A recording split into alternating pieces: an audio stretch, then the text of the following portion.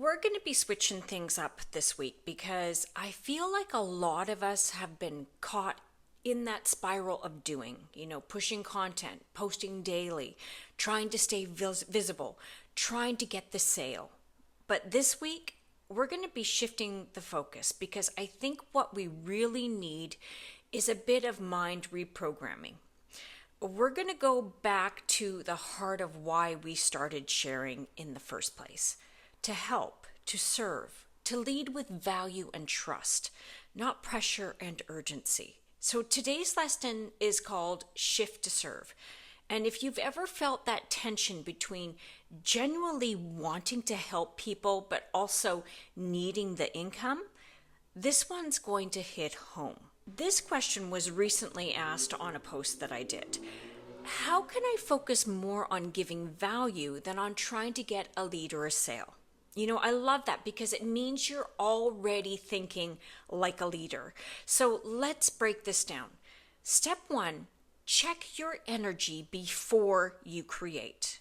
Before you even sit down or write a post, pause and ask yourself, am I coming from pressure or purpose? This one shift will change everything because when you're in pressure mode, your energy is tight. You're trying to convince. You're hoping this will be the post that gets a DM or a sale. But when you're in purpose mode, you're focused on the person on the other side of the screen. You're thinking about her day, her struggle, her fear. You're coming in to help. Now, if this helps, I ask myself, would I still post this if I knew no one bought today?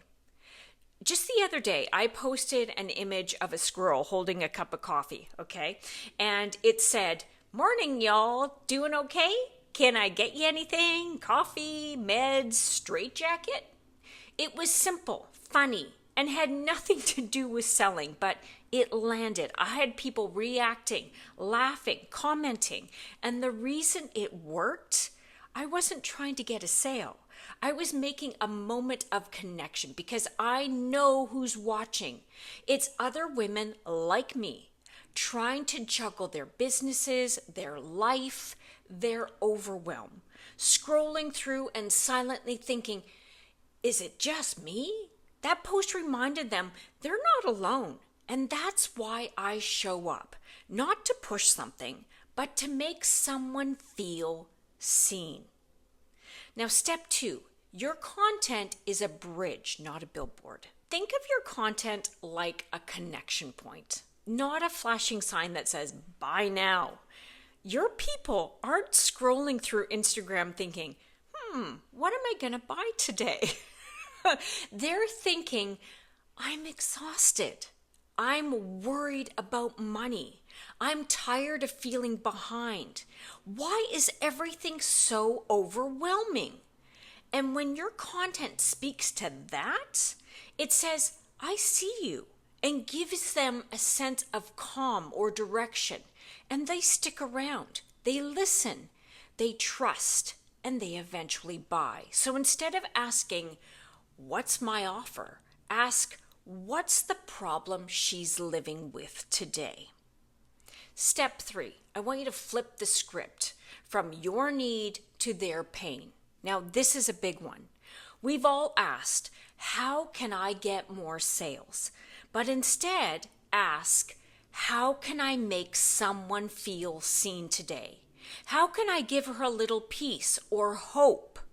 When your content helps someone breathe easier, even just 10 seconds, it sticks. And when someone feels safe, seen, and understood, they come back. They tell their friends.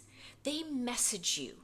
Sales come after trust. And remember, the sale is a byproduct of the relationship. Step 4, use the 80-20 trust formula. Here's how I like to structure my week. 80% is value, connection, storytelling, no pitch. 20%, clear call to action. Here's my offer. Join the lounge. Get the blueprint, whatever your offer is. That 80% builds trust, builds your brand, and makes you relatable. The 20%? That's for the ones already in the decision-making mode. They've been watching. They're ready. This is what makes your content magnetic, not transactional. Now, I'm going to give you an example.